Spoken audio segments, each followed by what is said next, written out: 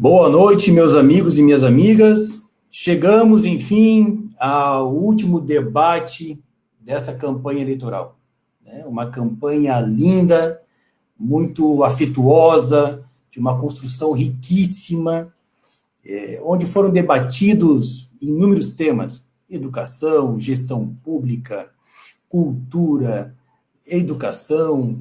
E hoje temos o prazer e o desafio de trabalhar com um tema super importante na sociedade, que é o tema da violência que as mulheres sofrem nos seus, né, no setor doméstico, né, no ambiente doméstico. Então, eu convidei aqui duas especialistas na área. Quero que vocês, junto comigo aqui, recebam com muito carinho a doutora Márcia de Moura. Ô, doutora Márcia, tudo bom? Boa noite a todos e a todas. Boa noite, Fábio. Boa noite, prazer recebê-la. E quero chamar aqui para esse debate de hoje a ativista lésbica, ela que é uma parceirona de luta, atuante da causa LGBTIQI+, também, Guilhermina Cunha. Boa noite, Olá, Gui. obrigada pelo convite. Boa noite, doutora. Boa noite, Fábio. Tudo bem? Vamos ver o que a gente faz hoje com relação à violência contra a mulher. Bate aí. Tá ótimo, tá ótimo. Vou dizer para vocês, sinceramente, aqui ao vivo, que eu estou nervoso, tá? Estou nervoso. É um tema importantíssimo, importantíssimo, e espero que eu consiga mediar a conversa aqui à altura que o tema merece. Tá bom?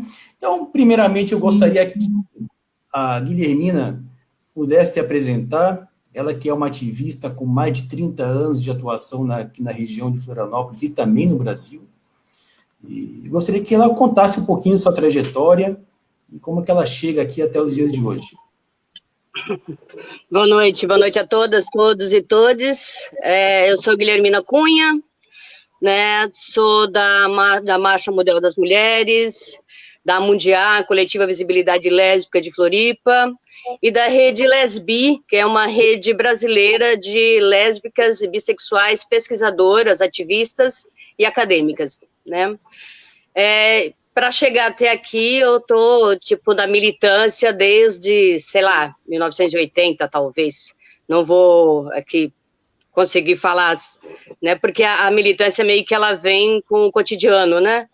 Eu era de periferia, então a briga já vem de lá, né, da periferia, briga por direitos de sobrevivência, depois, felizmente, pelo direito a estudo, e assim vai, né, com direito a estudo, depois o direito de ir e vir, por ser mulher, o direito de viver, né, pelo menos igualmente, né, e por ser lésbica, né, lembrem que eu nasci em 1965, de 65 até 90, eu era considerada uma pessoa doente, né? E até 99 ainda passível de cura. Então, teoricamente, né, segundo a OMS, de 90 para cá eu passei a ser uma mulher sadia, né? Indiferentemente da minha orientação sexual, que daí passou a ser orientação, não era mais uma doença. E a partir daí também, a partir do momento que a gente descobre que não é mais doente, a gente também descobre que pode ter direitos, né, e ter direitos igualitários.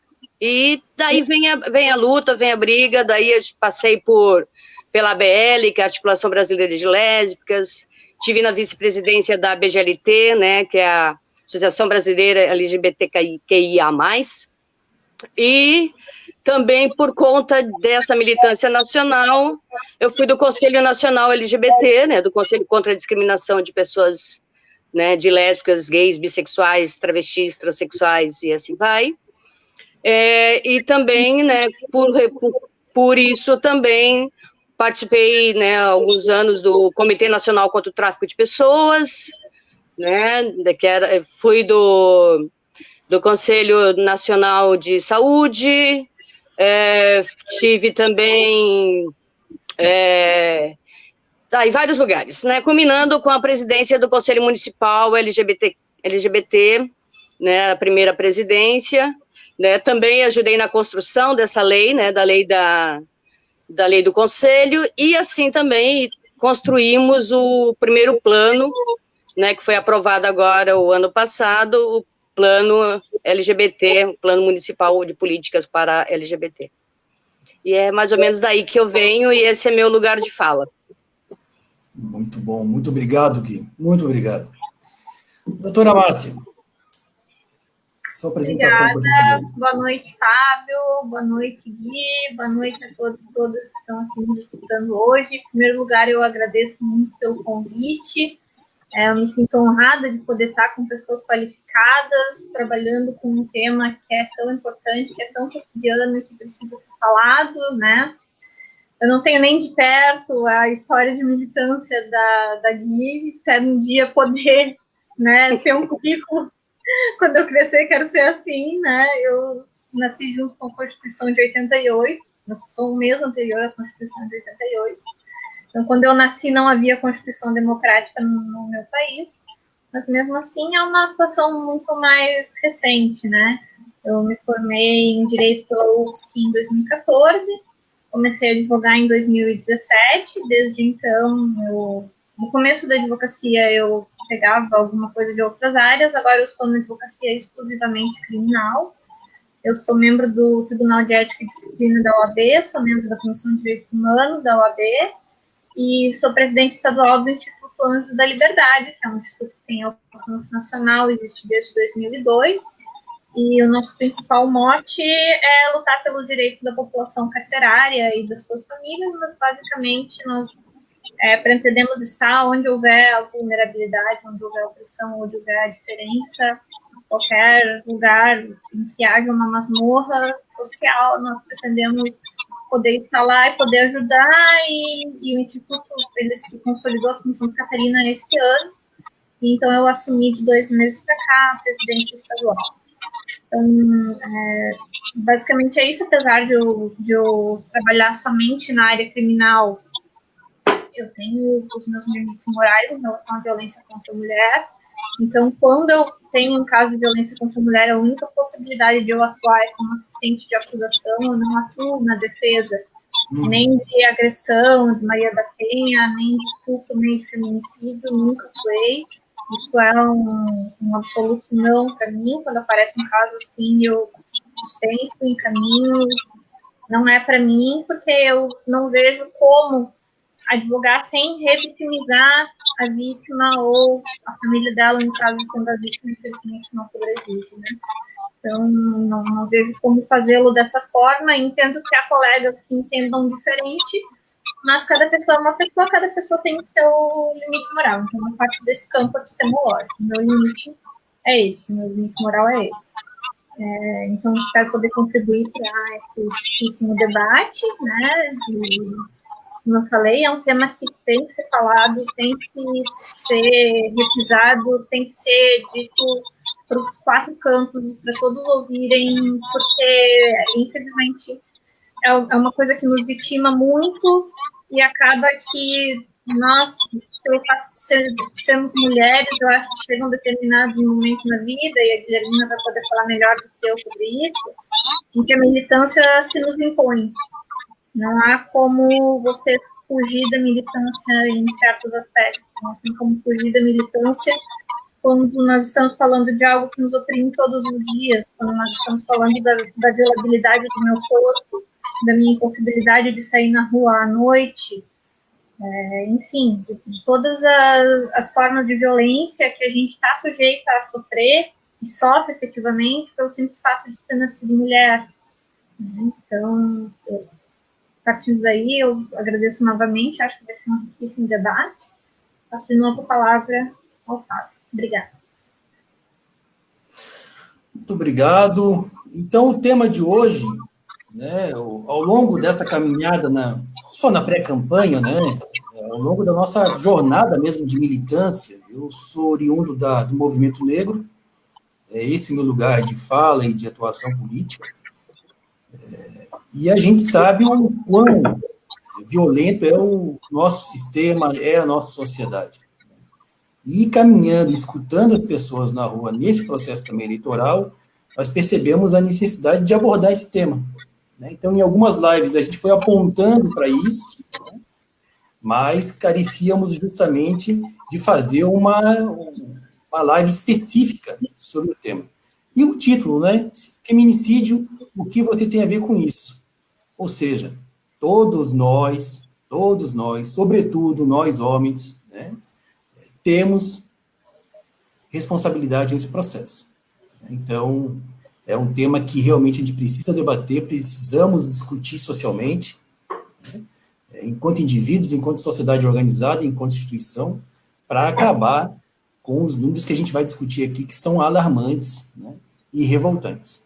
Mas antes da gente entrar nos números da violência que as mulheres sofrem no Brasil, a gente pode voltar um pouquinho para a história, né? Gostaria de abordar o nosso tema dentro do contexto histórico da formação da sociedade brasileira. E a violência contra as mulheres não é algo novo em nossa sociedade, né? Mulheres indígenas e africanas foram brutalmente violentadas no processo de invasão e ocupação das terras brasileiras. Podemos dizer, Gui e Márcia, que, ao longo do tempo, houve uma naturalização da violência contra as mulheres na nossa sociedade?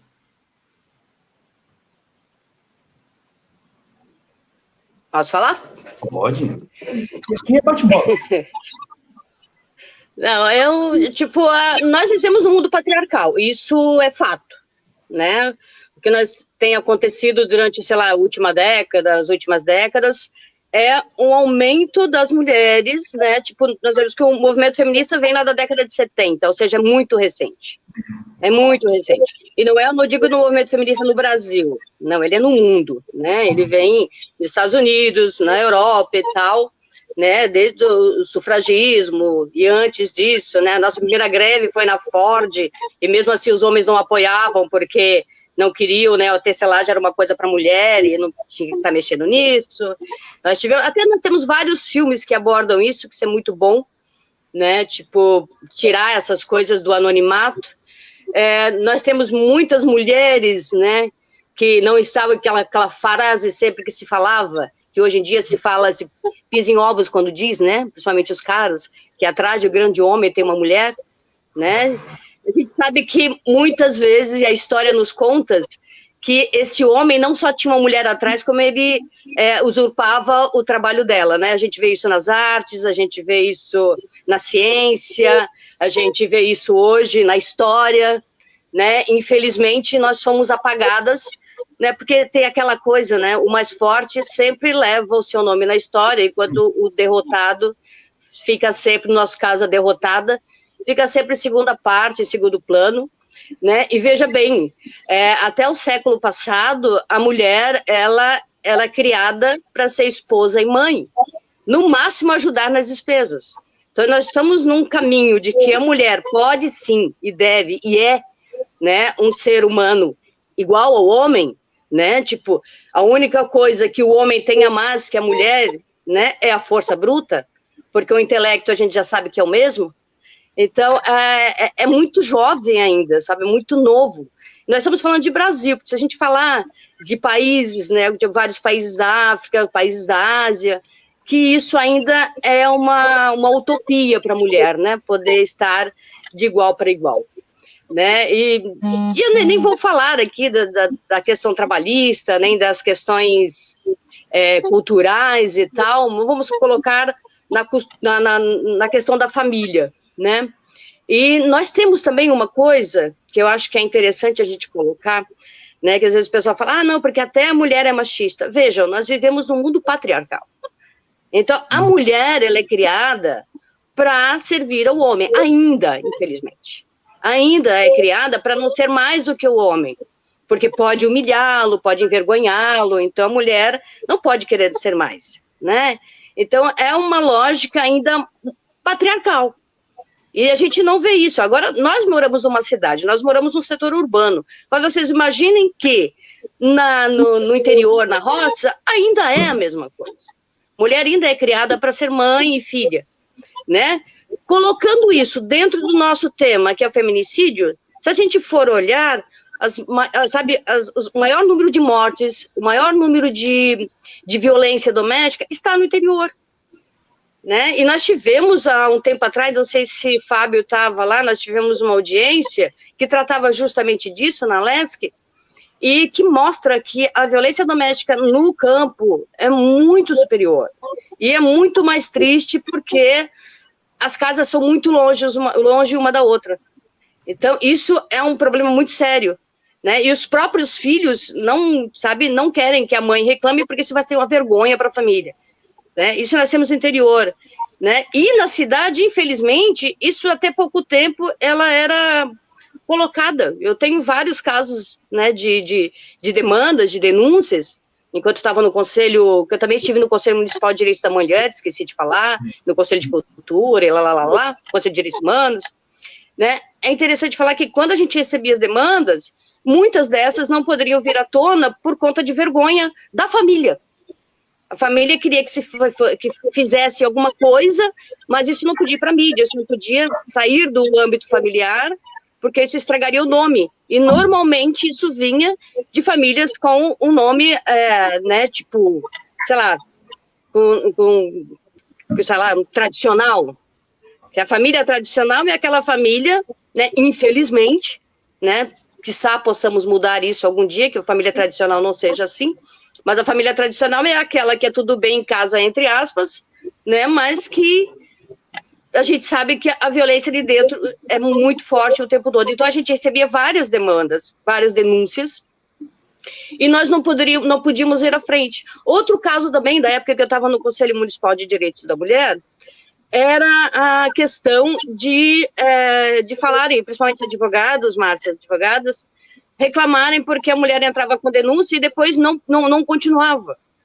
Né? Mas também não buscavam saber, hoje, né, é muito mais externado isto, a questão do ciclo vicioso, né, a questão da dependência, a questão do medo por conta dos filhos. Então, há uma série, não é só a mulher apanhar, eu, Guilhermina, apanhei, né, do meu companheiro, da minha companheira, vou denunciar. Só que atrás de mim, né, tem uma família que depende financeiramente e amorosamente de mim. Isso também faz com que muitas mulheres não sigam à frente. Né? E outra coisa que nós temos também, que é bastante interessante, é como é que nós estamos criando os nossos meninos. Sabe? Tipo, Fábio, tu tem um filho pequeno e tal, sabe? Como é que nós estamos criando esse menino? Nós estamos criando ele a aprender a receber o não como resposta, ou nós vamos criar ele a ter que bater em tudo que é mulher porque diz não para ele, sabe? Então, é esse tipo de coisa que a gente também tem que ver, né? Porque a violência, ela não... tipo, dentro do ambiente, nós sabemos como é que é conviver com pessoas. E nós sabemos como é conviver conosco mesmo. Às vezes, nós mesmos não nos entendemos conosco mesmo. Imagine com uma outra pessoa vivendo diariamente, cotidianamente, né, com uma pessoa. Sempre tem aquelas coisas, sempre tem os rasgos de contrato, né, mas como que a gente trabalha isso para que isso não se torne uma violência física, nem psíquica, nem emocional, né? É trabalhando as nossas crianças, né? Isso é, para mim, o momento de prevenção é isso. O que nós temos agora... Né? O que nós temos dado hoje, por exemplo, Santa Catarina é um dos estados brasileiros com maior número de feminicídio. Nós tivemos Lages, durante muito tempo, sendo a 17ª cidade brasileira em número de feminicídio. Né? Num país com mais de 5 mil municípios, se eu não me falha a memória. Então, nós temos a 17ª cidade, é muita coisa. Né? Para os sulistas também, para grande parte do sul, dizer que a violência, que a ignorância, que não sei o quê, é tudo do Nordeste. Né? E a gente vê que nem é tanto assim.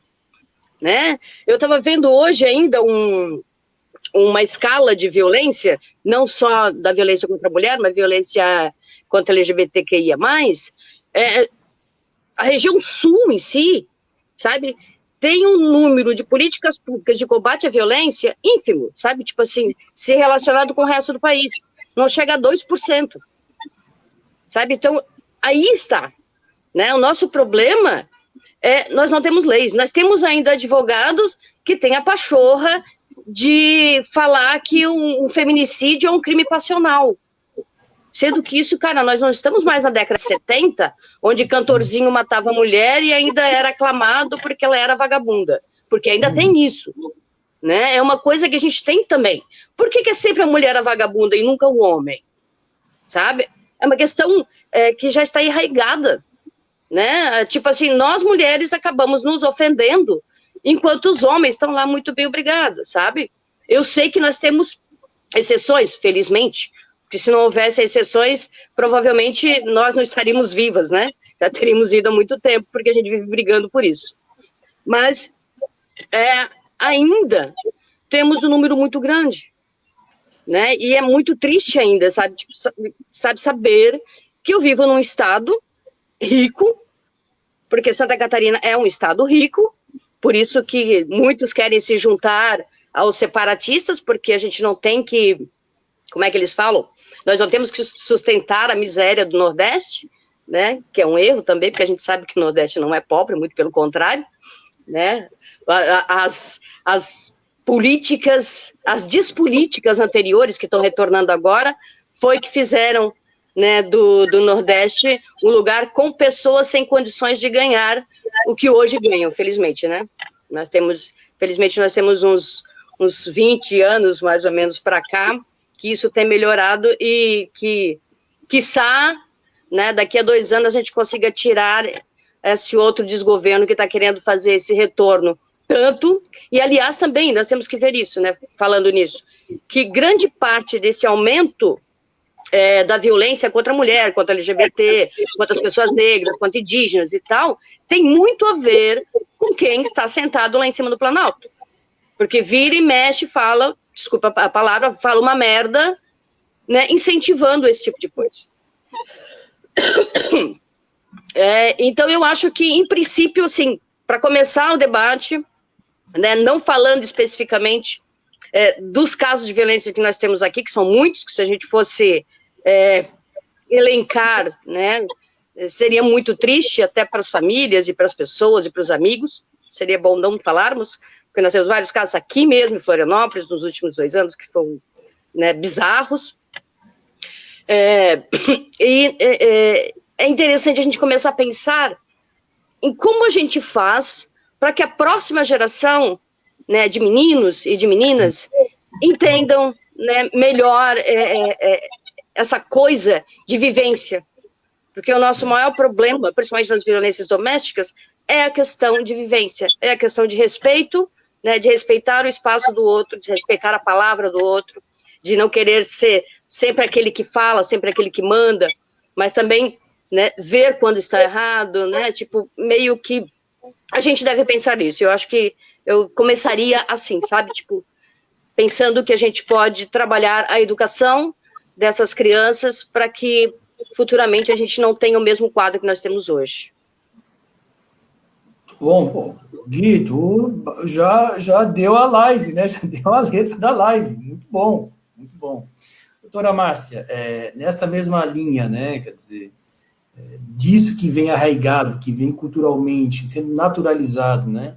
Como que isso, aí eu vou refazer um pouquinho a pergunta, né? Como que isso é visto no judiciário, né? Uma vez que você trabalha, né, dentro da OAB?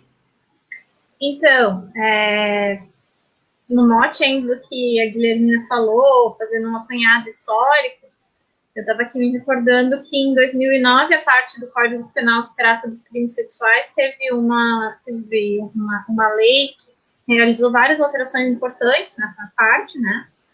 E em 2009 foi quando saiu do Código Penal o conceito de mulher honesta, porque antes a gente tinha o crime de rapto, e o que era o crime de rapto? Era você raptar mulher honesta.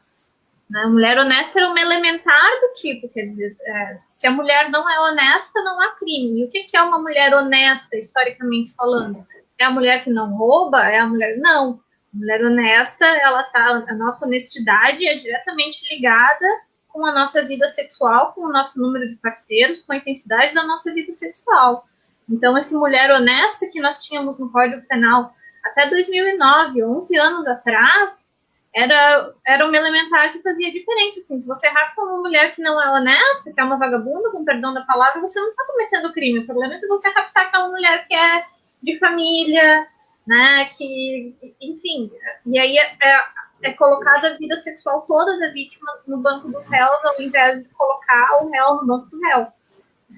E hoje em dia, ainda, o que se vê é que dentro do judiciário não é somente uma questão legislativa, mas também muito mais uma questão de como que certas coisas inaceitáveis acabam se tornando mais aceitáveis. Não há um crime contra a mulher que mais hora, menos hora não vá surgir a história da vida sexual da mulher, não vai surgir, né, mais hora, menos hora essa vítima não vai ser tratada como réu para saber se você não pediu, se você não queria, se você não deu causa, você estava dentro de um ciclo de violência, de um ciclo de relacionamento abusivo, por que não saiu desse ciclo, né? Casos que eu já vi, assim, mesmo antes da advocacia, eu trabalhei um bom tempo no judiciário, tanto como estagiária, quanto como assessora, casos, assim, em que realmente existe a estratégia de defesa, de você dizer assim, tá, o padrasto estuprou seus filhos, tá, mas por que você botou um homem dentro de casa, né? Por que esse homem não estava satisfeito sexualmente, que ele teve que ir lá e estuprar seus filhos?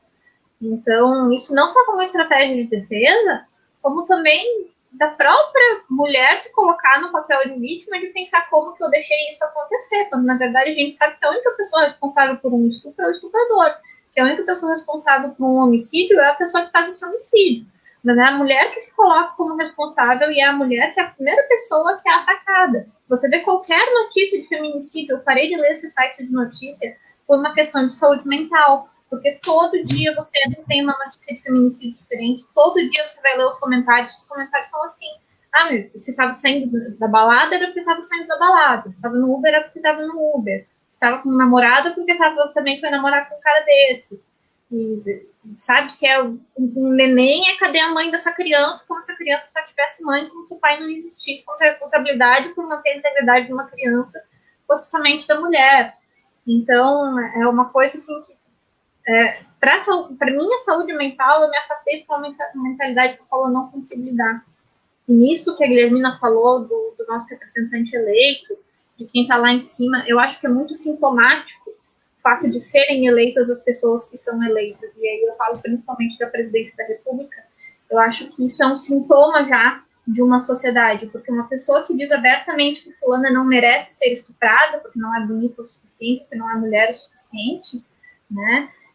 Uma pessoa que abertamente tem vários discursos de violência como mulher, que se refere à própria filha como uma fraquejada, essa pessoa ser eleita por tantas pessoas falarem, não, eu vou votar nesse cara, significa que várias pessoas acham isso, em maior medida ou menor medida, aceitável. Significa que todo mundo vai reproduzir essas práticas violentas dentro de casa? Não.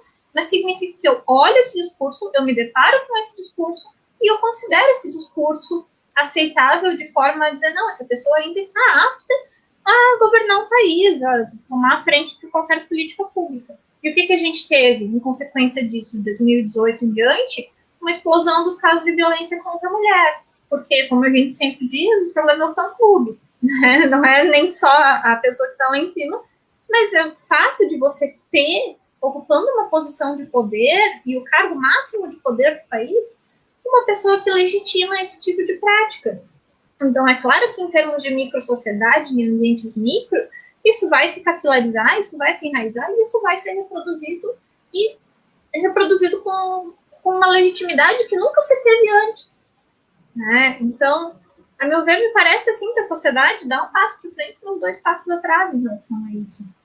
Esses dias, deve fazer cerca de um mês, mês passado retrasado, nós tivemos a notícia de que o STF, Supremo Tribunal Federal, manteve a absolvição de uma pessoa, de um homem que foi absolvido porque ele matou a mulher em legítima defesa da honra.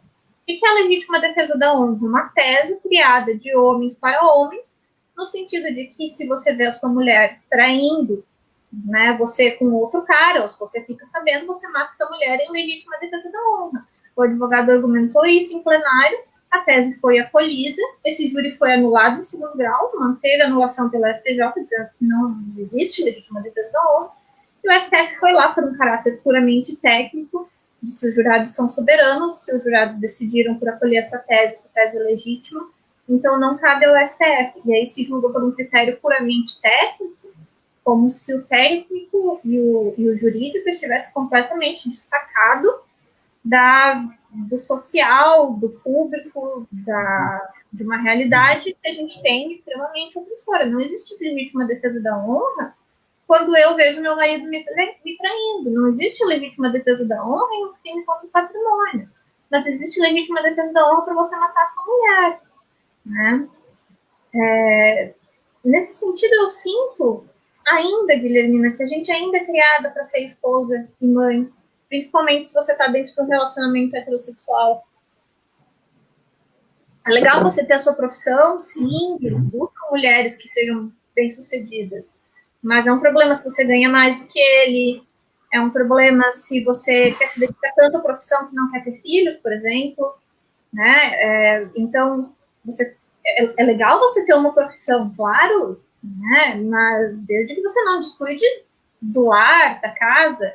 Então, ainda ocorre que, enquanto os dois trabalham dentro de uma relação hétero, quando chega em casa, quem vai fazer o trabalho não pago é a mulher, que tem que cuidar dos filhos, que tem que cuidar da casa, enquanto o cara está muito cansado. Né? Numa casa que os dois coabitam. Os filhos são tidos como propriedade da mulher. Tanto é que muitos casos de feminicídio vêm acompanhado de matar a criança, do homicídio da criança, como uma forma de punir digamos assim, você mata a criança para punir aquela mulher que mantém viva, ou você mata a mulher e o filho, porque se você não tem a mulher, não faz sentido ter o filho, como se o filho fosse simplesmente dela. Né? Então, utilizar a criança, o seu filho, que você gerou, como uma forma de punir a sua mulher, e inclusive ser capaz de matar o próprio filho, porque também é capaz de matar a própria mulher, essa objetificação geral, né? E sobre criar as meninas, os meninos, como que a gente está criando as nossas crianças, eu ainda vejo, eu não sou mãe, né? Não sei se serei, mas infelizmente a realidade que a gente percebe é que a gente não cria os meninos para não estuprarem, a gente cria as meninas para não serem estupradas. Todas nós, enquanto mulheres, desde criança, nós escutamos sobre as cautelas que nós temos que ter com os meninos, sobre o que nós podemos e não podemos fazer, sobre não sair à noite, e não é não sair à noite porque eu tenho medo que alguém vai me assaltar, vai roubar meu celular, vai fazer alguma coisa no meu carro, todos esses medos que todos os homens têm. A gente, se for para sofrer alguma coisa à noite, se for para ser vítima de algum crime quando está saindo de casa à noite, a gente dá graças a Deus se for um roubo, enfim. Né? A gente tem que ter preocupações além das preocupações que os homens têm. Nós somos criadas para ter que nos preocupar em cuidar para que os homens não façam algo conosco, como se os homens não fossem controláveis, né? Como se fosse nossa responsabilidade. Eu tenho contato com pais de crianças, né? E muitos têm, inevitavelmente, aquela conversa com as suas meninas de, olha, quando você for escolher um menino, tem que ser um menino legal, tem que ser um menino assim assado, por quê? Como se estivesse já, desde logo, fazendo com que a menina se previna de estar na companhia de alguém que pode fazer algo de ruim com ela, quando na realidade nós sabemos muito bem, por mais dentro do debate que você esteja, por mais educada que você seja, educada que eu digo pelo pai, pela mãe, dizendo, botando coisas na sua cabeça, né? E por mais educação formal que você tenha, e onde quer que você more, você sempre está sujeita a ser vítima de alguma violência contra a mulher. Por quê? Pelo fato de você ter nascido mulher. Então, realmente é um problema muito grave, é estrutural, e ele não é visto pelo judiciário com a mesma ótica que o judiciário olha para outros crimes que têm outros bens jurídicos como tutela. Né? Não é uma coisa tida como tão grave, como o Fábio mencionou muitas vezes, o agressor responde em liberdade. Há sim uma subnotificação muito grande. Há sim a questão do ciclo da violência da mulher, ter a coragem de denunciar e depois não querer mais. Né? Em relação a esse ponto em específico, Gui, até se criou, então, a jurisprudência de que depois que a denúncia é recebida contra o agressor, a mulher não pode mais voltar atrás, porque muitas mulheres acabam querendo tirar a queixa, digamos assim, chega lá na delegacia ou já foi para o judiciário, aí chega no judiciário e fala, não foi bem assim, tal, e aí se entende que o fato da mulher ter voltado atrás, ou do casal ter feito as pazes, digamos, continuado junto, quer dizer, estar no ciclo da violência, que seria o mar de rosas, né, que isso não é suficiente para afastar a punibilidade do agente. Porém, o ricochete disso é o fato de que eu sei que se eu denunciar o meu parceiro, que se eu denunciar um homem que me violentou, se eu denunciar, enfim, normalmente no ambiente doméstico, se eu denunciar, essa denúncia vai ser levada adiante, vai ser levada a cabo. Então, faço com que eu queira subnotificar, né? Por outro lado, fora essa questão que eu mencionei de fazer as pazes não ser suficiente para afastar a punibilidade, não se vê isso sendo tratado com a mesma seriedade, não se vê a palavra da vítima tendo o mesmo valor que tem em quaisquer outros crimes muito menos graves, não se vê a palavra da família da vítima como tendo valor, não se acredita que aquela vítima estava em uma relação de violência antes de ser vítima de feminicídio, né? Faça aquelas perguntas de sempre de por que não denunciou, como se fosse simplesmente chegar e denunciar, né? Então, o que eu percebo, assim, no geral? Que todo mundo fala, quando sai um caso, assim, porque se fosse comigo, se fosse com a minha filha, eu ia matar esse cara na porrada. Todo mundo, moralmente, né, atira no estuprador, castração química, não sei o que, eu faria isso, faria aquilo. Porém, dentro dos seus círculos, as pessoas continuam reproduzindo as mesmas redes de opressão e dando continuidade. Você fala que você quer castração química do estuprador, só que quando seu amigo lá faz uma piada de estupro na balada, você dá risada, você bate nas costas dele. Quando sai uma denúncia de estupro contra seu amigo, você vê, não é bem assim, tem que ver tudo, né? Eu, como advogada, sempre vou defender a ampla defesa, sempre vou defender o contraditório, mas também eu acho que todas essas coisas têm que partir de um ponto de vista de que nós estamos dentro de uma sociedade patriarcal e dentro de uma estrutura machista.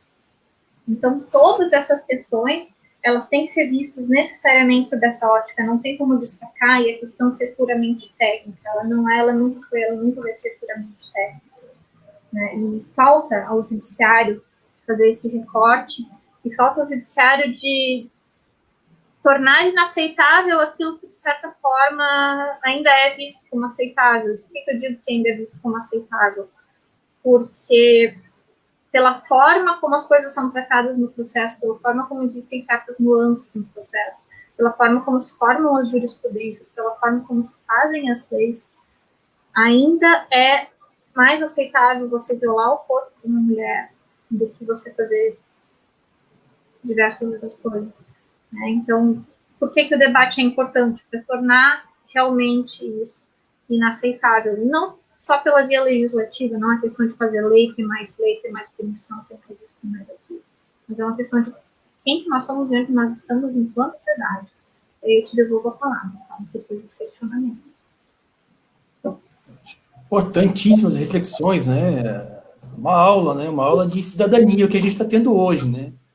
Acho que é isso, né? Um tema seríssimo, né? Os números são, e aí a gente vai entrar um pouco agora na questão dos números, né? Os números são assustadores e precisamos justamente criar, não só, me parece, né, doutora Márcia, uma questão de leis, mas um comportamento, né? Que eu acho que é um pouco isso que estão falando também, né? Um novo comportamento social, né? Um novo pacto social, né? Respeito ao outro, né? O respeito ao outro. Então, eu queria pegar aqui a questão dos números, segundo os dados, né, que são vários mapas da violência no Brasil. Então, eu estou me utilizando de um que diz o seguinte: uma mulher é vítima de estupro a cada 9 minutos. 3 mulheres são vítimas de feminicídio a cada dia. Uma pessoa trans ou gênero diverso é assassinada a cada 2 dias. Isso tudo no Brasil, gente.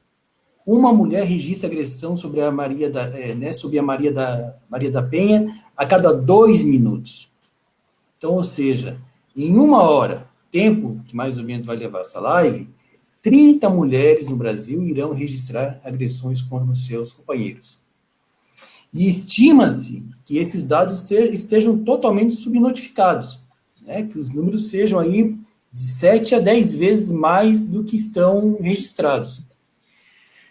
Diante desses números, a gente pode se questionar, isso decorre da falta de leis mais severas ou falta cumprir à risca as leis que já existem? Vai lá, Gui. Tô tentando.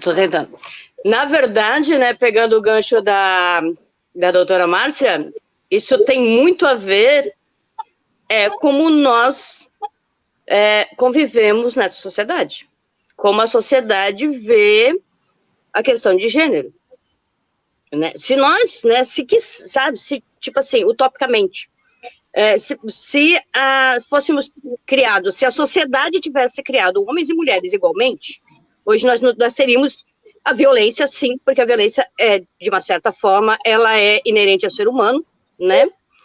Mas nós não teríamos esse absurdo. Por exemplo, Florianópolis é uma capital gay-friendly, correto? Não, mentira. Isso é só para turista com grana. Por quê? Quem mora aqui e quem não tem dinheiro, não é gay-friendly. Primeiro, a gente, nessa coisa do turismo, Fábio, como é que Santa Catarina, como é que os órgãos vendem o turismo catarinense? Veja os caderninhos, veja assim, as propagandas. Mulheres lindas, maravilhosas, sensuais, ou seja, você não está vendendo as praias, você não está vendendo as cachoeiras, você está vendendo, que nem o carro sendo vendido na década de 70. Era uma mulher seminua em cada lado. Ainda é. O carro ficava atrás. Sim, mas é que hoje tem discussões sobre isso. Inclusive, entrando na ilha, invariavelmente está de cara com o outdoor com uma mulher gostosa te chamando para conhecer Florianópolis. Exatamente. Então, o erro começa por aí. O que adianta nós temos muitas leis? Quando eu estava no Conselho Nacional, sabe, nós criamos várias resoluções, várias leis. Quando eu estava no Conselho da Mulher, Conselho de Cultura, todos os conselhos, a gente faz lei. Tu sabe disso, Fábio, tu também faz parte de conselho. Então, a gente escreve leis, a gente ajuda a fazer resolução, porque quem escreve lei, na verdade, vamos fazer certo, assim, são poucos os vereadores e vereadoras, são poucos os deputados e senadores que realmente têm a lei. Ela tem uma galera por trás, que somos nós, militância, profissionais e tal, que vão lá e fazem as leis, né, e tipo, quando nós fizemos a lei do Conselho, nós fizemos a lei e fomos lá na Câmara atrás de alguém que levasse essa lei. Tá, mas isso é outra coisa. Ou seja, nós temos muitas leis. O problema é como são cobradas essas leis. Né? Tipo assim, um exemplo. Nós temos o Plano Municipal de Política Pública para Mulher, um Plano Municipal de Políticas Públicas para pessoas, para LGBTs. Ok? Ok, maravilhoso, foi aprovado, foi. Tá, e daí? Sabe? Aí eu cri. A primeira coisa que nós colocamos, por exemplo, no Plano Municipal de Políticas Públicas para Mulheres e no Plano Municipal de Políticas Públicas para LGBT, trabalhar com a base. É a primeira coisa que você tem que fazer. Não adianta nós temos leis maravilhosas no Congresso, né? Tirando as bostas, estou falando das leis boas. Nós temos, sim, leis boas. Né? Inclusive aqui, sabe? Tipo assim, mulherada, vocês sabem que se depois das 10 da noite você pode descer em qualquer lugar no ônibus, não precisa descer no ponto? Isso é lei? Você a prefeitura, ela externa essa lei, ela diz para os... Então, nós tivemos, para você ter uma ideia, nós tivemos uma reunião com o Conselho Municipal, na época ainda Conselho Municipal da Mulher, com os sindicatos e motoristas e donos de empresas e tal de ônibus, para falar sobre essa lei. Sabe o que eles... O próprio sindicato disse, que eram homens todos que estavam ali, sabe o que eles disseram? Que isso vai desgastar muito o motorista e vai ter um desgaste muito grande no ônibus. Porque se imagina se entra um lugar, por exemplo, norte da ilha, sul da ilha, que um ponto é longe um do outro e fica no meio do nada. se o cara tem que parar 3 vezes ali, porque tem 3 pessoas que moram entre um ponto e outro. Isso vai estragar o carro e vai desgastar o coitado do motorista. Mas se a mulher foi estuprada, ou for violentada, ou assassinada nesse meio do caminho, eles lavam as mãos. Então, o nosso problema maior é, sabe, conscientização é uma palavra meio chata, porque é estranha, na verdade, conscientização e empoderamento, né? São 2 palavras que eu não gosto muito. Mas, tipo assim, como é que a gente ensina, será? Como é que a gente provoca essas pessoas para que eu não precise ter medo de sair à noite, mas sim tu, Fábio, e eu sei que você é uma pessoa legal e tal, saiba que se a mulher tá sozinha, se não tá sozinha, tipo assim, foda-se, sabe? Tipo, imagina se os meus amigos homens gays, todo homem que passa por ele sarado ou só de sunga, eles vão agarrar? Não, porque é homem contra homem, né? Agora, nós mulheres, a gente tem que saber muito o que veste, sabe? E não é para ser salsada, como a Márcia falou. É por conta disso, porque tudo é nossa culpa. Olha o vestido que ela está usando, olha a hora que ela está saindo, olha o lugar que ela está indo, também olha com quem ela anda, sabe? Vocês, homens, quando é que tu, Fábio, sabe, é questionado sobre isso? Nunca. Agora, nós somos questionados, sabe, da hora que a gente acorda até a hora que a gente dorme. E depois nos sonhos também, porque a gente tem pesadelos, sabe? Então, o problema é a sociedade. Outra coisa, doutora, pelo que eu vi ali, pelo que eu me lembre, esse governo federal, esse presidente, foi eleito com 37% dos votos só. Porque o que nós tivemos, infelizmente, foi mais um do que, sabe, tipo assim, as pessoas simplesmente não votaram no segundo turno. Tem um monte de gente que lavou as mãos. Aí hoje, e quem não lavou as mãos e votou por causas específicas. Porque realmente esse Brasil estava uma bagunça, sabe? Realmente é um monte de preto em aeroporto, é um monte de mulher querendo se vestir do jeito que quer, sabe? Que isso, mulher vai pra rua pra dizer o que tem que fazer? Não, mulher tem que ficar em casa lavando roupa. Quantas vezes eu ouvi isso na rua? Sabe? Dos tiozinhos que estão ali jogando dominó, você fazendo nada da vida, com as mulheres em casa lavando, passando, e eles vão em casa almoço, depois vão jantam e voltam pra ali. E esses mesmo que não fazem porra nenhuma, nada contra jogar dominó, joga, faz o que você quiser, você tá aposentado, você tem todo o direito. Mas não tem o direito de falar mal das outras pessoas, de falar, vai um tanque para você lavar roupa. Isso se ouve diariamente, cotidianamente, sabe? Então, o nosso maior problema não são as leis. Nós temos leis. Nosso problema é que nós não temos fiscalização nessas leis, sabe? Nosso problema maior é um judiciário machista. E a doutora sabe disso. Nós temos um judiciário machista. A gente vive vendo casos, né, não só em Santa Catarina, mas no Brasil, com relação às juízas, com relação às advogadas, questões de machismo. Nós temos casos ainda, né, ainda não, cotidianamente, né, por que a maioria das mulheres não tem coragem de fazer denúncia? Porque elas são revitimizadas. Além delas ter que ser analisadas de baixo a cima, os caras que estão lá atendendo, aí tem um outro problema também, que nós temos muito sério. Nós temos várias delegacias em que os homens são colocados de castigo para trabalhar na delegacia da mulher. Eles são de castigo, e eu não sou uma coisa, não é eu que estou dizendo. Sabe? Quem está dizendo são eles mesmos, é o pessoal da Polícia Civil que já falou, sabe? É o pessoal, porque eu já tive em conselho, no conselho na Senasp, né, LGBT, nós tivemos um conselho LGBT um tempo na Senasp, que é a Secretaria Nacional Secretaria Nacional de... branco agora, mas tá. É de justiça, tá? É na área da justiça. Secretaria Senasp, Secretaria Nacional... Depois tu fala, Márcia, por favor. Se eu lembrar... Deu estresse agora. Mas, tipo assim, nós temos o nosso maior problema não chegar essas leis à base. E quem é essa base? é quem atende no posto de saúde, é quem atende nessa delegacia, porque não adianta a gente ter lei, aí chega lá, tem um cara machista, um cara extremamente religioso, sabe?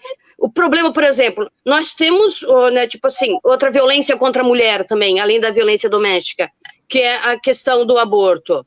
Nós temos leis brasileiras que a mulher pode abortar se ela foi estuprada, se ela foi violentada, sabe? Mas quando a mulher chega, por exemplo, no HU, que tem, se chega lá e tem um médico religioso, ele diz não.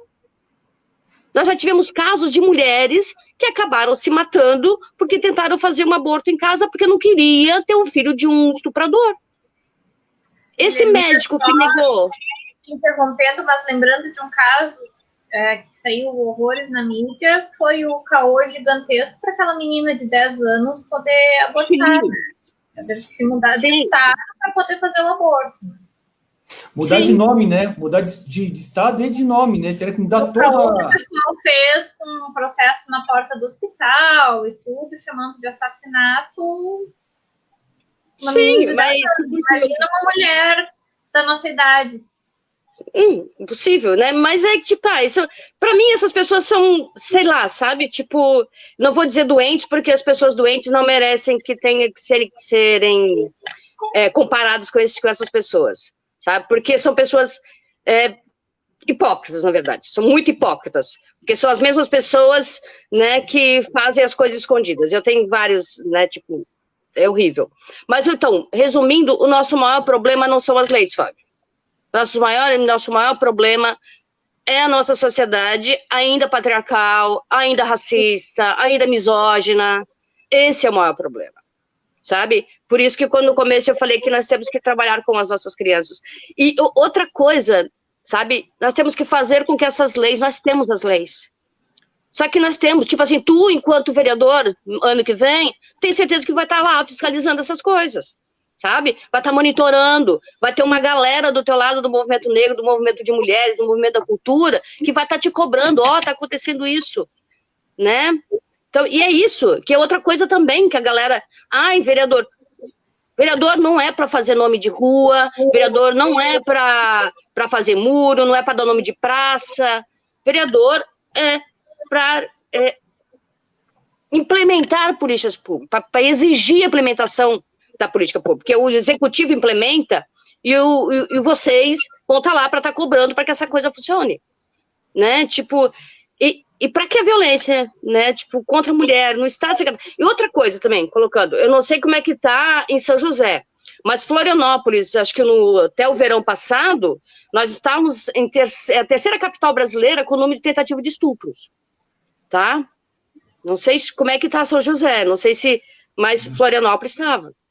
Tanto que aí começou a vir à tona um monte de casos de violência contra a mulher, a violência do caso do estupro, né, nas praias do sul da ilha, e nós tivemos vários casos também aqui com mulheres trans, né, o ano passado, o ano retrasado, no norte da ilha, e nós tivemos casos de feminicídio na ilha, sabe, inclusive dentro de escola, sabe, então não são coisas... Então, imagina, se teve o feminicídio dentro de casa, se tivemos pessoas trans encontradas em terrenos baldios, se tivemos várias mulheres estupradas, inclusive sapatão também, sabe? Inclusive lésbica sendo estuprada porque estava andando com outra menina, tá? No sul da ilha, sabe? Isso veio à tona. Mas atrás destas, porque essas aqui vieram à tona, e as que não vieram, e as que ficaram escondidas, sabe? A quantidade de mulher que foi assassinada por feminicídio, mas que isso não veio à tona como feminicídio. Ou que foram estupradas, mas isso não veio à tona, sabe? Então, realmente, o que nós fizemos na época que eu estava no conselho, que a gente estava sempre monitorando o Disque 100, é que o que a gente viu era em torno de 10 para 1, sabe? Para cada denúncia, 10 violências. Outra coisa também que é interessante colocar, só para finalizar, não, eu queria pegar um gancho dessa parte da denúncia, que uma denúncia às vezes puxa outras, né? Como que é importante, eu só queria fazer um adendo sobre isso, como é importante a denúncia, né? Eu me lembrei, estava falando, me veio assim a memória, o caso do médico, né? Esqueci o nome dele agora aqui, nacional, que também abusava sexualmente de suas pacientes. Aí, depois da denúncia de uma paciente, bum, estourou. Me lembrei de um professor aqui da UDESC, que não vou citar o nome, mas um professor da UDESC, também muito conhecido, né, que também abusava sexualmente de suas alunas e orientandas, e depois que uma teve coragem para denunciar, 19, 20 mulheres denunciaram. Aquele religioso que era de Deus, né? Que era de Deus e era um homem santo e ungido para poder benzer e fazer tudo, também uma denúncia. Então, assim, eu acho que eu quero dizer com tudo isso, para quem está nos ouvindo, a importância da denúncia, né?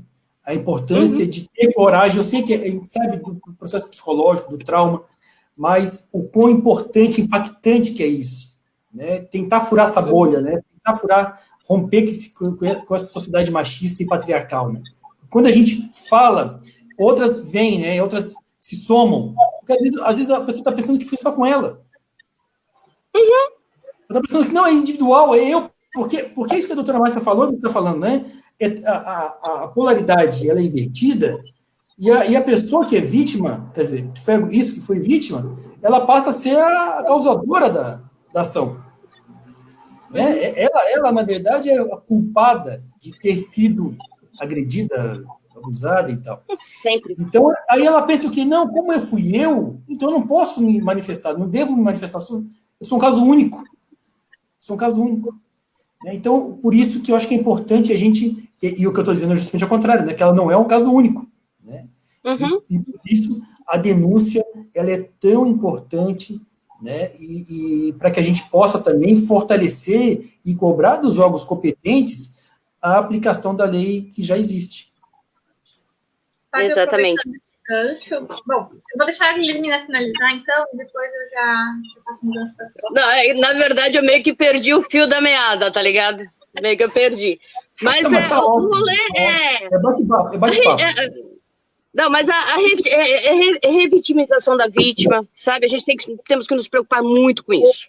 Né? Isso é um caso muito forte em Santa Catarina, tá? Muito forte. Mas o que eu ia colocar, na verdade, para finalizar, né, esse momento, é que quando eu estava no CONATRAP, o Conselho Nacional, o Comitê Nacional contra o Tráfico de Pessoas, Santa Catarina era o único estado que não tinha defensoria pública e nem tinha postos de atendimento a imigrante, tá? 2 pontos.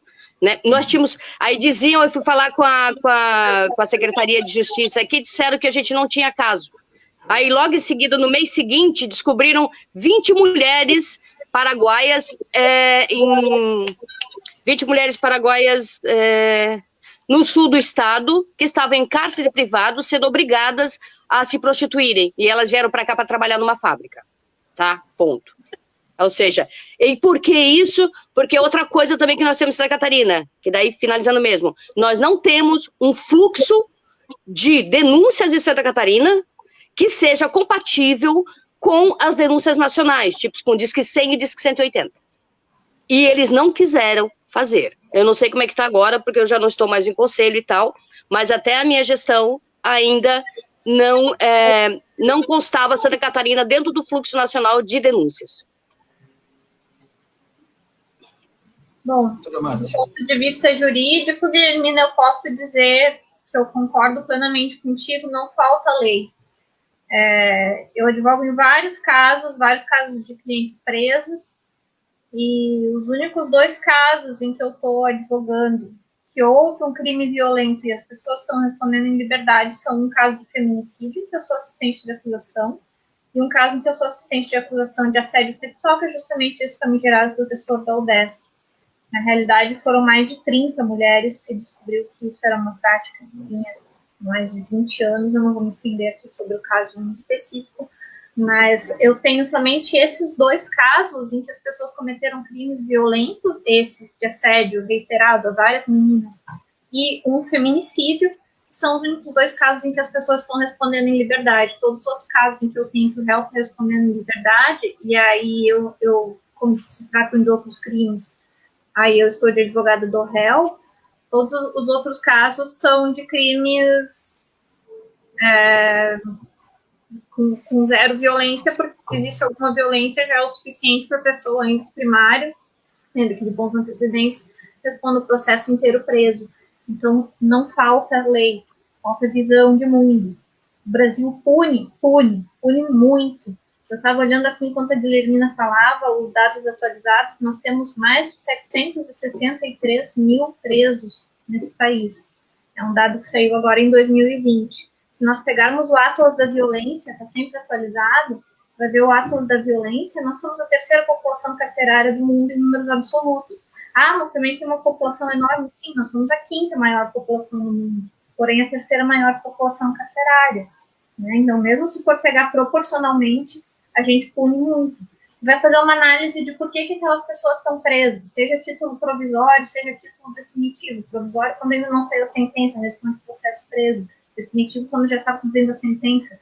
Mais de 33% dessa população carcerária é por tráfico de drogas. Depois do tráfico de drogas, vem os crimes contra o patrimônio, roubo, furto, alguma coisa de homicídio. Você vai pegar violência contra a mulher, Maria da Penha, estupro, feminicídio, os índices são picos. E eu me recordo, inclusive, que quando estava em trâmite e foi aprovada a lei do feminicídio, era 2015, eu já era bacharel, e eu tive que ouvir em vários meios, de vários lugares, as pessoas falando que essa lei significa você dar um privilégio para as mulheres. Porque mulher também mata homem, então como que você vai aprovar uma lei do feminicídio tornando mais grave quando um homem mata uma mulher, se homem também é vítima de homicídio, se homem também é vítima de... E aí se pega os números absolutos, porque o homem é muito mais vítima de homicídio em números absolutos. Sim, de fato. Porém, quantos desses homens foram vítimas de homicídio, foram assassinados pelas suas parceiras no âmbito de uma relação abusiva de violência doméstica? Isso sequer existe, né? Sequer é uma realidade. Então, quando se promulgou a lei do feminicídio, dizendo que o feminicídio era aquele crime praticado dentro de uma relação de violência doméstica, de acordo com as diretrizes da Maria da Penha, havia pessoas, inclusive bacharéis em direito, dizendo que aquilo se tratava de um privilégio, sendo que a gente tem noções básicas da diferença entre privilégio e equidade já na primeira fase do direito. Qualquer pessoa que sabe ler, qualquer pessoa que fez 2 semanas do curso de direito, já sabe o conceito de tratar diferente quem precisa de uma atenção diferente, isso é feito legislativamente também. Né? Porém, quando se vê uma coisa assim, seja direcionada à população negra, seja para qualquer população que esteja em uma situação de minoria, e quando eu falo minoria, eu falo do conceito sociológico de minoria, qualquer medida legislativa que for tomada nesse sentido é vista como privilégio. Né? Então, não é vista com a mesma seriedade. E eu gostaria muito de que fosse realidade que isso é uma doença. Como você mencionou que não é doença, né? Como eu gostaria que fosse. As pessoas, principalmente o pessoal da castração química, ou vários homens, quando se deparam com uma notícia de alguma violência contra a mulher, dizem, esse cara é um doente, esse cara é um doente. Se fosse uma doença, a gente estava bem. Se fosse uma doença, ia ter remédio, ia ter tratamento, ia ter cura. Né? Isso não é doença, isso é uma opressão estrutural vindo de uma sociedade patriarcal que permite que as pessoas façam o que quiserem com os nossos corpos, que façam com que os nossos corpos não sejam nossos desde o momento em que nós nascemos, que façam que os nossos corpos estejam à disposição da lei, à disposição do homem, que façam que a gente tenha a obrigação de manter relação sexual se está dentro de um relacionamento com um homem, que façam que a gente tenha a obrigação de se cuidar para não ser estuprada, faz com que a gente tenha a obrigação de cuidar para que ninguém nos mate, como se você estivesse na defensiva o tempo inteiro. Teve alguém que falou aqui no bate-papo, acho que foi a Mariana, a Ana Carolina, que fala das coisas que a gente muda na rotina por medo. Não tem uma mulher que não saiba o que é esse conceito, não tem uma mulher que não tenha, que pelo menos uma vez na vida tenha mudado alguma coisa na rotina por medo. Quando eu me mudei aqui para esse apartamento, tinha uma construção aqui do lado de casa. Quando eu voltava da faculdade, entre faculdade e estágio, parava em casa para almoçar, era o horário de almoço do pessoal que trabalhava na obra, pois eu não podia passar por ali, eu tinha que trocar a rua pela qual eu passava, porque se eu passasse onde estava todo mundo sentado, necessariamente eu ia escutar fio-fio, cantada, esse tipo de coisa chata. E as pessoas falam, mas você não gosta de ser elogiada, você não sabe ser elogiada. Poxa, elogio é uma coisa, assédio é outra, é bem diferente. Se você não sabe a diferença, você não deveria estar elogiando mulheres, né? Porque, então, a gente tem que fugir da rotina até para fugir dessas violências mínimas, dessas violências micro, dessas violências que aos poucos fazem com que a gente tenha medo de passar na frente daquele grupo de homens, que faz com que a gente está andando na rua, a gente vê um grupo de homens e a gente atravessa a rua. Esse tipo de coisa. Não tem uma mulher na sua vida que não tenha tido que fazer uma coisa assim. Teve uma vez que eu estava esperando o ônibus, era 7 horas da manhã, eu estava de camiseta, indo para trabalho voluntário, o cara parou para me oferecer carona, ficou enchendo o saco para entrar no carro dele. Eu de rabo de cavalo, camiseta, indo pro... né? Para quê? Não fiquei mais naquele ponto de ônibus, fui para um ponto de ônibus na beira-mar, que é mais movimentado, que era muito mais longe para mim, mas que daí pelo menos eu poderia estar cercada de outras pessoas. Então a gente acaba se acostumando a fazer isso e acaba se acostumando a ter que estar sempre na defensiva e sempre se protegendo, né? Então, falta lei? Não falta lei. Falta uma sociedade que veja como grave esse tipo de coisa. Né? Falta uma sociedade que não nos estupre, falta uma sociedade que saiba que o nosso corpo é nosso, falta uma sociedade que não nos viole, falta uma sociedade que não nos imponha exigências como forma de depois justificar qualquer violência que a gente sofra. Né? Toda mulher vítima de algum assédio, de algum crime, bom, não falo por toda, mas falo por uma boa parte pelas amigas que eu tenho, da minha própria experiência pessoal, infelizmente, né? Ninguém gosta de ser estatístico, mas infelizmente sou. A gente sempre fica pensando, puxa, mas e se eu tivesse feito diferente? E se eu tivesse usado uma roupa diferente naquele dia? E se eu não tivesse feito tal coisa, se eu não tivesse permitido tal coisa? E se eu tivesse feito isso, se eu tivesse feito aquilo? A gente fica revendo as nossas atitudes como uma forma de pensar em perspectiva o que a gente poderia ter feito diferente para evitar que aquilo acontecesse. Quando, na verdade, não tem nada que a gente poderia ter feito que pudesse evitar que aquilo acontecesse, porque a gente está numa sociedade onde isso acontece, a gente está numa sociedade onde os homens veem esse direito de fazer essas coisas conosco. Né? Então, isso de se revitimizar é um processo pelo qual a gente já passa, independente de haver processo judicial ou não haver processo judicial. E aí vem a questão da subnotificação. A gente sabe que a partir do momento em que noticiar um crime sexual ou que, né, fazer qualquer coisa, a gente vai parar no banco dos réus. Você está em feminicídio, você está tratando uma mulher que foi assassinada e você está vendo a vida toda da mulher se varrida, a vida sexual dela se varrida, comportamentos sexuais dela serem utilizados para justificar esse feminicídio. Né? Então, poxa, como eu queria, de verdade, como eu queria que isso fosse uma doença. Como eu estaria mais tranquila se a violência de gênero fosse de fato uma doença, se as pessoas que fazem isso fossem de fato doentes. Sim. E não naturalizado, né, doutora? Desculpa? E não naturalizado, né?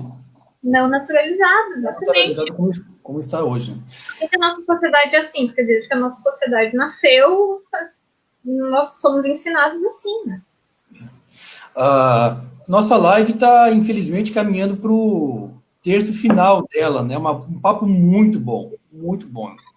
Eu tinha mais 20 perguntas aqui, dá para ficar mais até meia-noite, mas na verdade, a gente vai encaminhar para o final.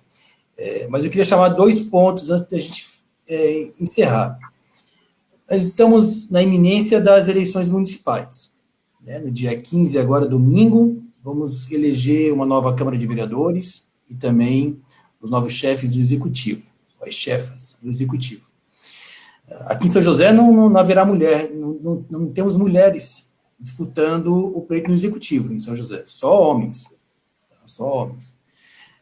Então, eu queria a pergunta para vocês que tipo de olhar, que tipo de atenção o leitor, a leitora, a pessoa que está nos assistindo nesse exato momento, que tipo de consciência ela deve ter quando for decidir o voto, né, e for lá clicar na urna no domingo, diante do que a gente conversou.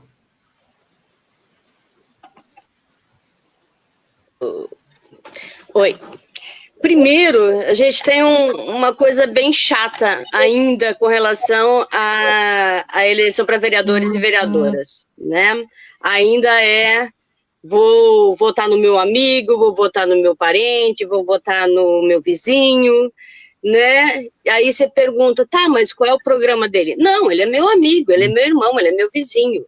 A gente ainda tem esse problema bem sério, né? Então, por favor, mesmo que você vai votar no seu irmão, no seu amigo, no seu vizinho, veja o que ele vai fazer na Câmara. Veja se ele sabe o que ele vai fazer na Câmara. Veja se ela sabe. As mulheres muitas vezes sabem mais, né? Mas ela, tipo assim, já tem, porque para entrar lá...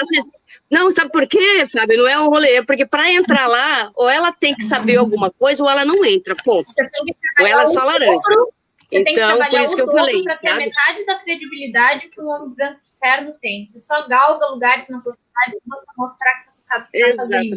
Você passa por desafios por ser mulher que um homem de terno nunca vai ter que passar. Desculpa, pode falar. Exatamente. Não, mas é isso mesmo. Então, tipo assim, preocupem-se com o plano. Veja o que essa pessoa está programando fazer lá na Câmara. Veja se ele vai trabalhar com relação à violência contra a mulher, o que vai fazer com relação a isso, né? Se vai monitorar, se vai fiscalizar. Veja com relação ao racismo, o que vai fazer. Veja a questão de classe, principalmente, meu amigo e minha amiga e meu amigo. Presta atenção nisso, porque relação de classe.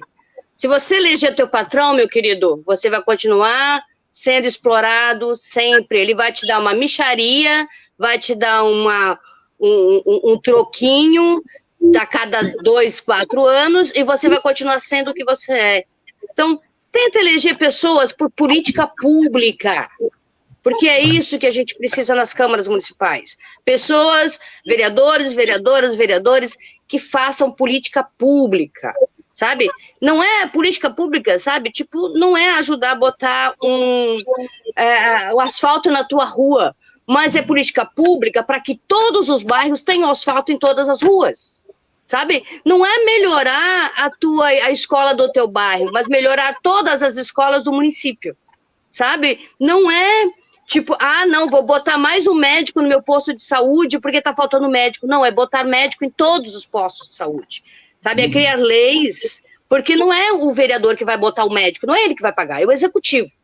O que ele vai fazer é indicar uma lei para, olha, está faltando profissional nesta área, e nessa área. Vamos criar uma lei.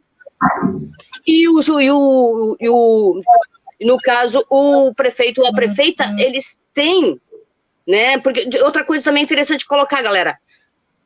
Tudo o que o vereador e a vereadora faz, que mexer com verba, com muita verba, por exemplo, não, como eu já vi gente, vou criar uma coordenadoria. Você não pode criar uma coordenadoria. Quem cria a coordenadoria é o executivo, porque isso precisa de dinheiro dentro do plano do executivo para criar uma coordenadoria.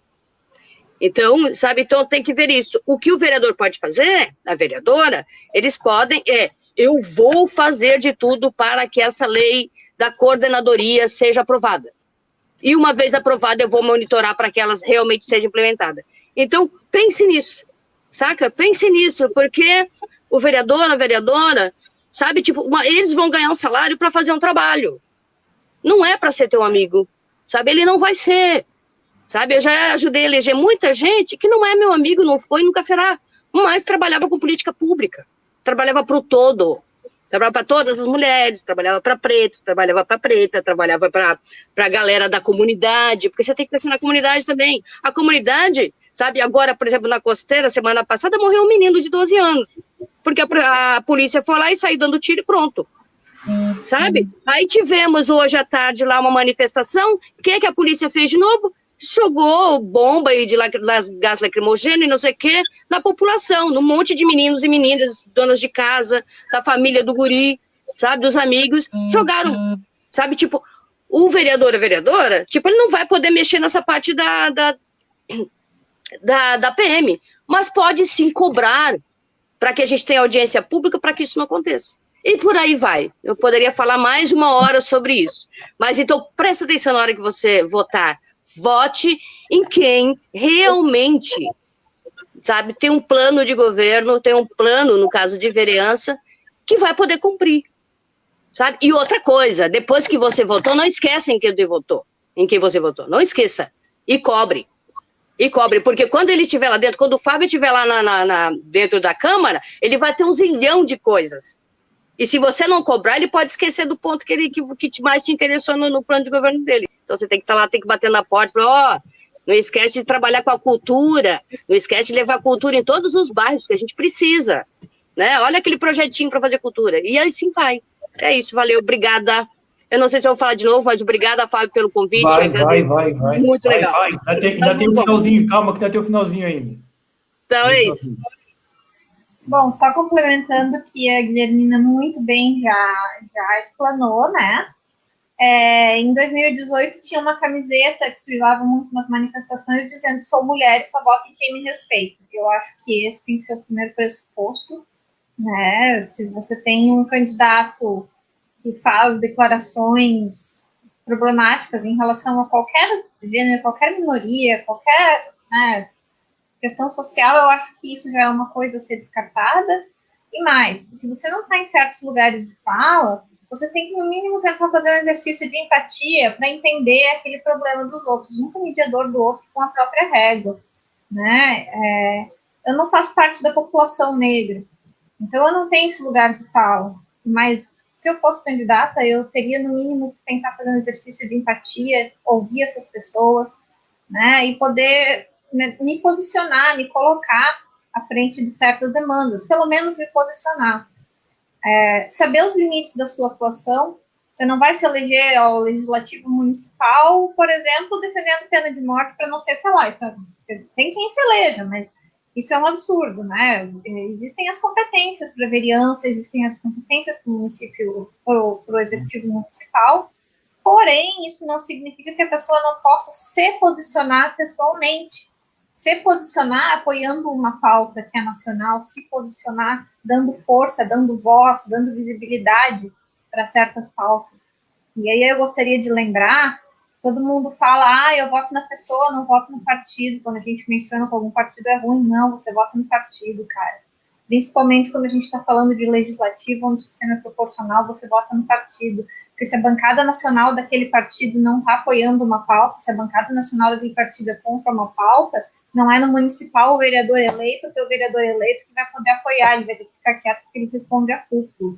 Então, principalmente isso, como que a bancada do partido se comporta, quais que são as posições da bancada do partido, porque se você quer ter algo apoiado pelo seu vereador, ou se você quer ter um projeto de lei dentro de uma área que seja da competência do seu vereador, você tem que ver se o seu vereador vai ter prerrogativa para fazer isso, porque não adianta falar e depois chegar na hora de tentar fazer e ser barrado pela nacional, pela estadual.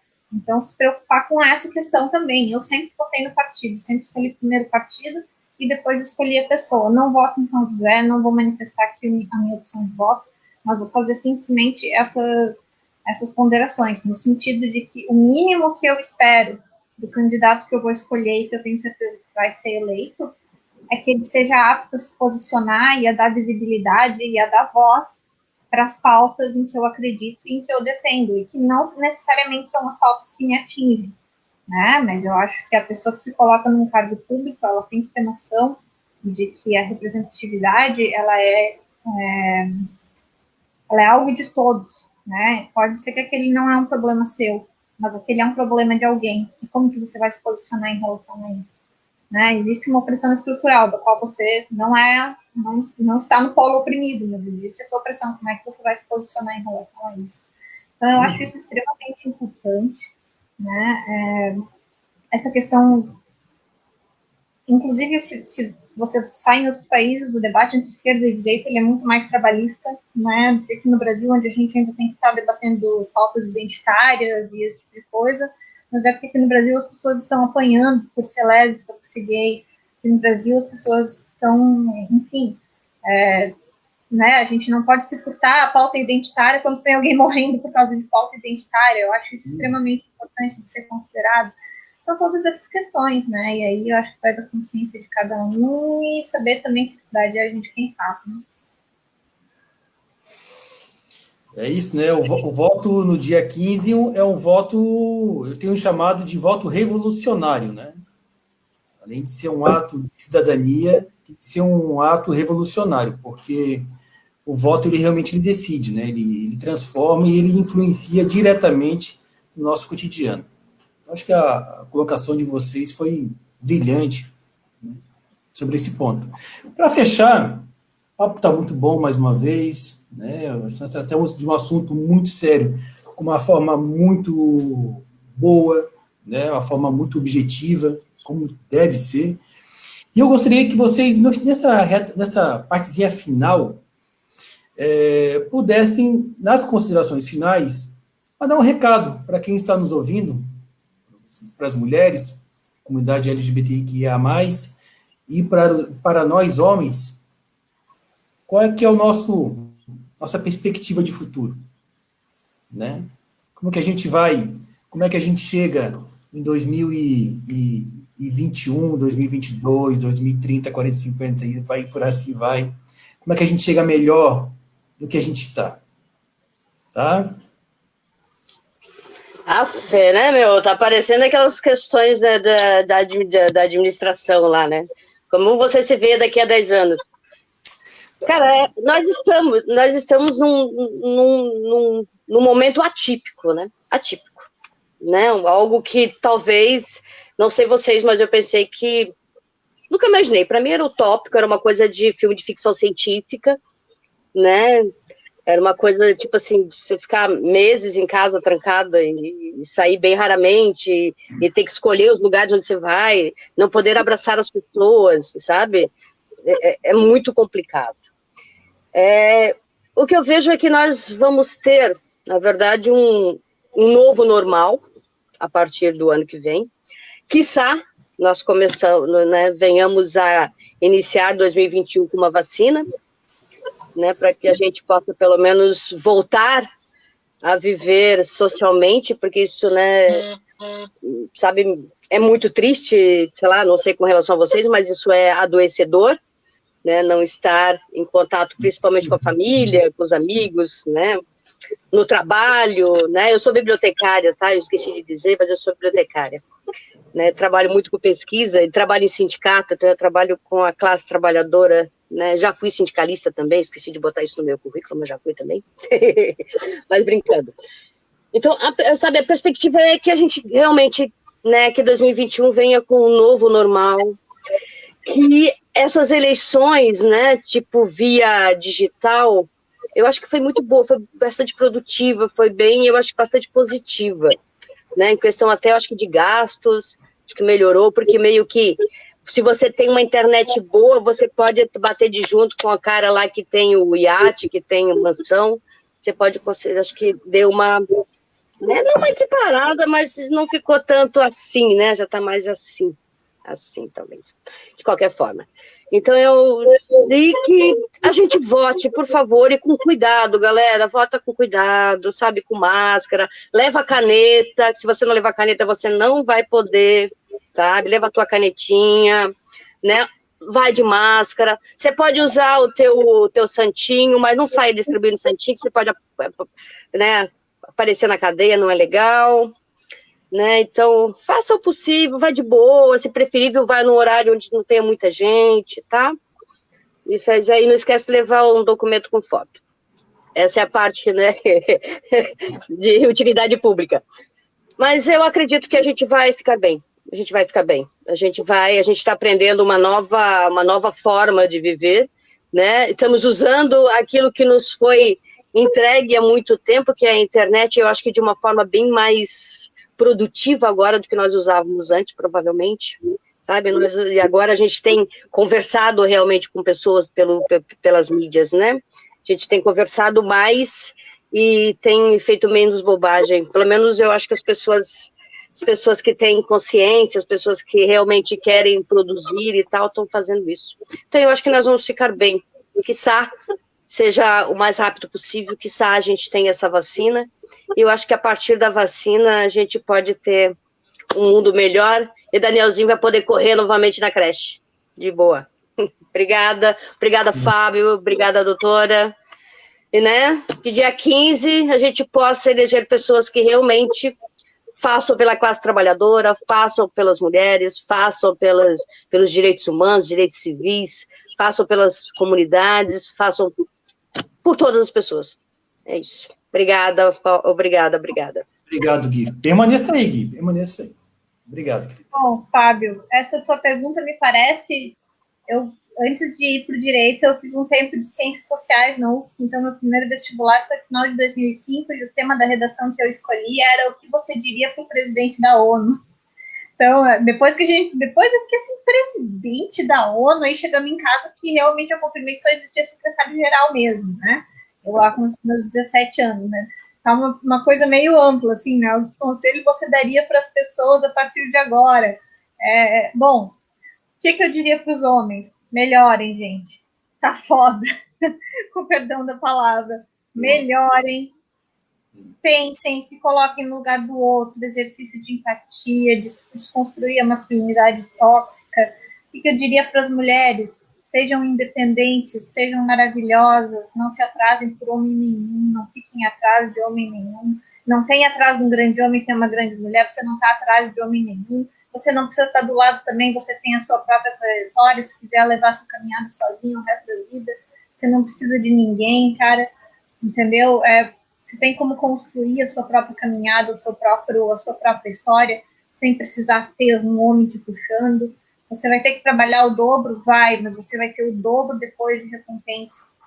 Então, criem as suas meninas para serem independentes, criem os seus meninos para ser pessoas melhores, porque que melhorar dessa masculinidade que a gente tem aí já tá valendo. Tá tão feia a coisa que qualquer truque que a gente tiver já tá valendo. E então é isso. Eu, infelizmente, não vejo perspectiva de melhora tão cedo na área jurídica, de mudança, não vejo perspectivas. Tenho uma visão muito pessimista em relação a isso, me desculpem, mas é porque qualquer mudança de sociedade ela é uma coisa progressiva, ela é uma coisa construída ao longo do tempo. Nós temos aí 50, 60 anos de história de feminismo e ainda tendo que explicar certas coisas básicas, né, como, por exemplo, o nosso direito ao corpo, nós ainda temos que estar lutando por coisas que as nossas avós lutavam, né, coisas pelas quais nossas avós lutavam, nossas mães lutavam e nós lutamos, mas na medida do possível eu falo de mulher para as mulheres, cerquem-se de mulheres maravilhosas, sejam vocês as suas próprias maravilhosas, as suas próprias, enfim, não dependam de homem para nada, para lugar nenhum, né? Bom, eu acho que é isso, não tem... O que eu vou dizer para o resto das pessoas, Fábio? Tá tem que ótimo. melhorar isso aí. Tem que melhorar isso aí. Só que eu sei dizer que do jeito que tá complicado, tem que melhorar. Tá ótimo. Guilhermina, Márcia de Moura, eu queria agradecer imensamente a participação de vocês nessa live, parabenizar pela luta, pela resistência, porque a luta que vocês encampam torna a sociedade melhor. E isso merece ser valorizado. Eu sei o quão difícil é lutar, militar numa área em que a gente toda hora tem que estar remando, né, bravando, abrindo realmente campo para atuação. Isso exige dedicação, tempo, saúde mental, né, e vocês fazem isso há muito tempo e fazem com muita qualidade. Então, muito obrigado, muito obrigado. A gente se torna uma sociedade melhor com pessoas como vocês, tá? Que lutam pela dignidade humana. Muito obrigado mesmo. E dizer para quem nos ouve que no dia 15 eu peço um voto de confiança, né? Um voto realmente de candidato preocupado com a questão da diversidade, com a questão da cultura, da mobilidade, da educação. E precisamos realmente ter uma Câmara de Vereadores preocupadas com a transformação social, né? Com uma transformação social, com uma sociedade mais digna, mais justa, né? Uma sociedade onde o machismo, o sexismo não reine. Então, para isso, eu peço mais uma vez o voto. Domingo, 12.005, Fábio Garcia. E minhas amigas, muito obrigado, vocês foram maravilhosas, eu só sou todo agradecimento e aprendi muito com vocês hoje. Muito obrigado e até vitória no domingo. Até mais. Fiquem com Deus todos. Bom final de semana. Até mais. Fiquem bem. Fiquem muito bem. E mulheres, você não precisa de ninguém, só você basta. O resto só ajuda para socializar. Perfeito, Gui, perfeito. Perfeito. Fechou com chave de ouro.